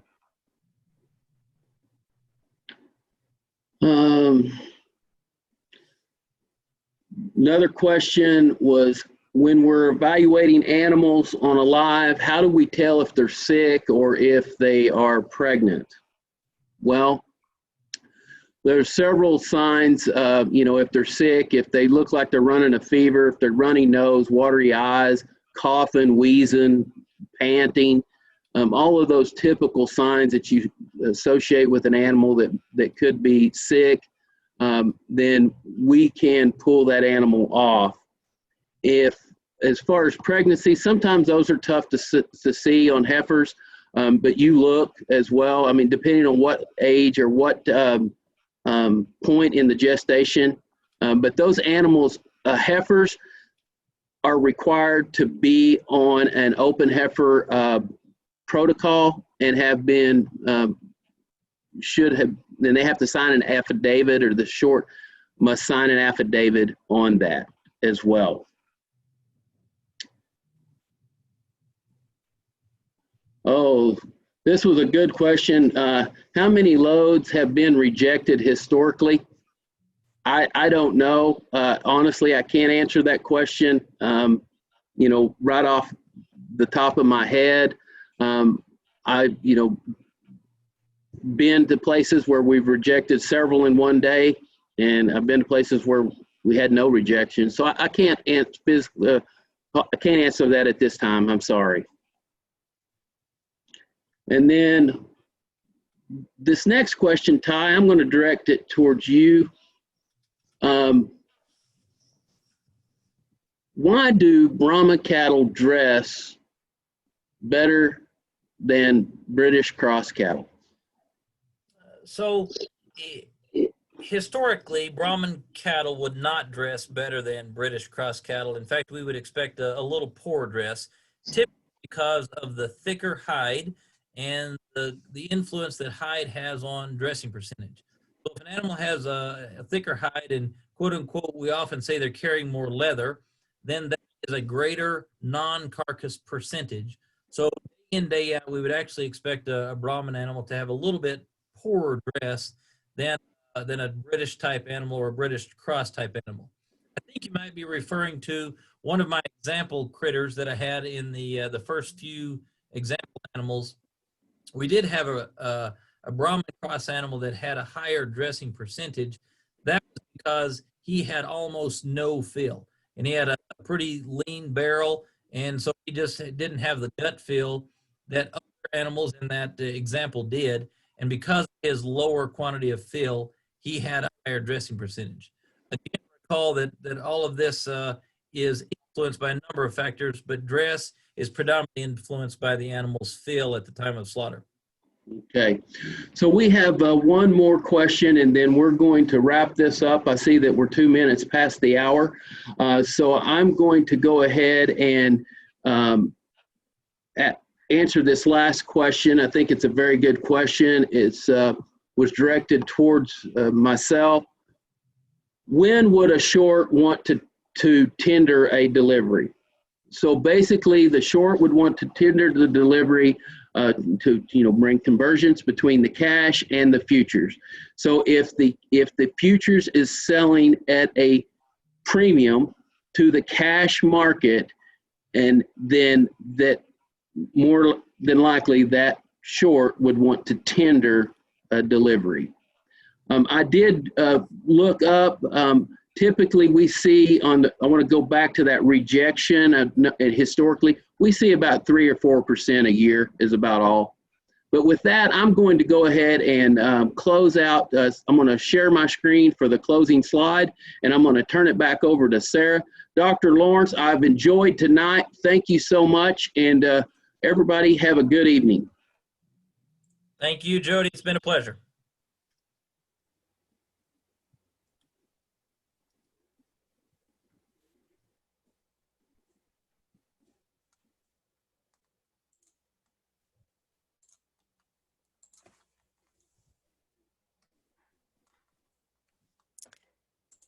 All right. Thank you very much, Dr. Lawrence and Mr. Pitcock, for your time and your expertise this evening. And I want to thank you all out there for participating in these series. Our goal with this has been that each of you would leave these sessions with a better understanding of these cattle industry practices and processes. And I really hope that we've been able to accomplish that this evening. I would just like to remind you that we have one more webinar in this series that's taking place on Tuesday, December 17th from 7 to 9 p.m. Eastern, 6-8 Central. Our topic that evening is going to be USDA beef carcass grading and the use of instrument technology and the CME Carcass delivery and certification process. We'll have presenters that evening from the Agricultural Marketing Service, as well as the USDA's Agricultural Research Service Meat Animal Research Center. Please take some time to complete our participant survey. You can use the QR code that you see here, and I'll also be sharing a link with you all in a follow-up email. And just a reminder again that tonight's session was recorded and will be available on the USDA website shown here on this slide, just as soon as we can get it up on the website. And we'll have presentation slide decks available as well on that website. And I guess that's it for tonight then, guys. And until next week, folks, I hope you all have a good night. Hope you stay healthy, stay safe, and a very happy holidays to all of you. Thank you very much.